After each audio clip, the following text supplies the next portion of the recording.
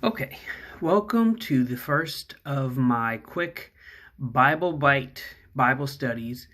I'm going to come in once or twice a week and go over a quick scripture, and I'm going to talk about it real quick, and then I'm going to ask you guys for your thoughts.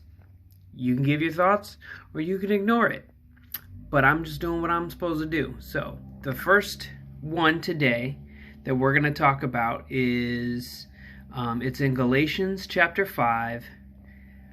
Galatians 5 verses 16 through 26. But I'm not going through all that today because that's a lot. So we're going to start with Galatians 5:16, which says, I say then, walk in the Spirit, and you shall not fulfill the lust of the flesh.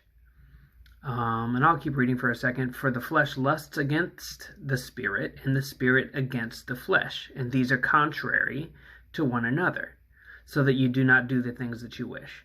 Okay, so again, I say then, walk in the Spirit, and you shall not fulfill the lust of the flesh. What the heck does walk in the Spirit even mean? Like, I swear, I feel like I did not learn what that meant until, like, recently. You know, we Christians like to throw terms around, but we don't really know what they mean.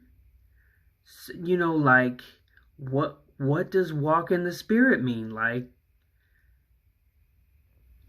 does it mean like pray a lot?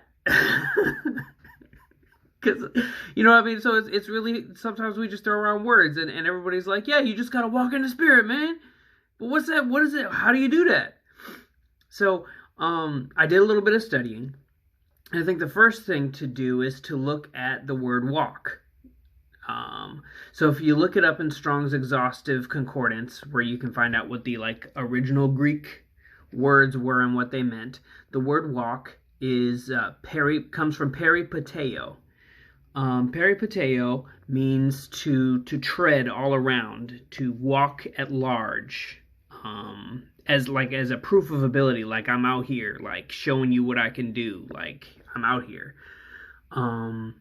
It refers to how you behave yourself, how you conduct yourself, but that as proof of ability in the definition really stands out to me, because you're kind of putting on a display. So you're supposed to behave in a manner that displays something. Just that word walk.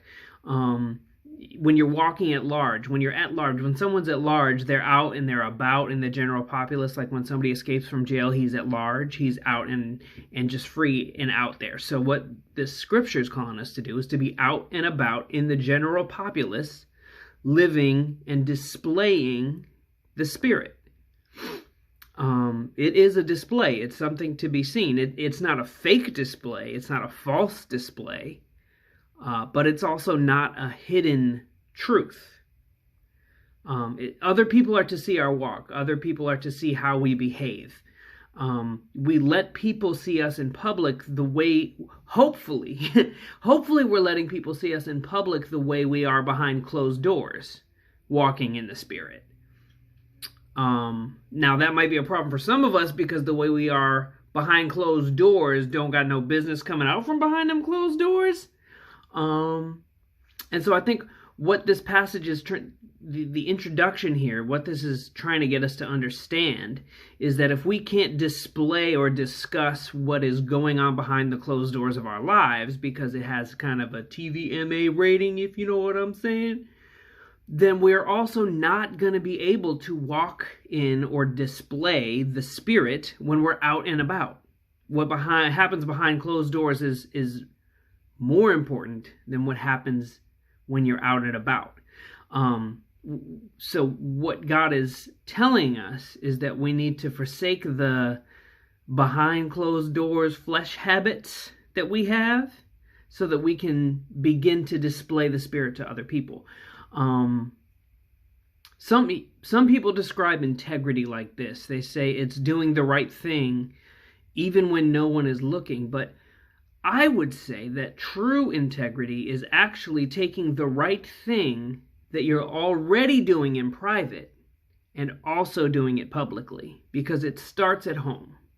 It's not starting outside and you bring it into your house. It starts right here when nobody's looking at you. So you have to get to the point where you can take what you do when nobody's looking at you and display it when everybody's looking at you. So where have we gotten? What we're saying is we have to be able to display ourselves, our behaviors, our conduct when other people look at us. We need to be able to do that in the Spirit. When we can walk and behave ourselves in the Spirit, we will be able to defeat the living in the flesh. So we have to start by walking in the Spirit. But what does it mean? Like, what does walking in the Spirit mean? What does displaying in the Spirit mean? Well, I'd like to hear your thoughts on that. So, hit me up in the comments. Let me hear what you think walking in the Spirit is. I'm going to come back probably Thursday when y'all eating y'all Christmas dinner meal and stuff, or opening your one present if that's what you're doing. And I'm going to tell you what I think it means based on the scripture that I see in that passage. But I want to hear from you first. So, tell me what you think walking in the Spirit means.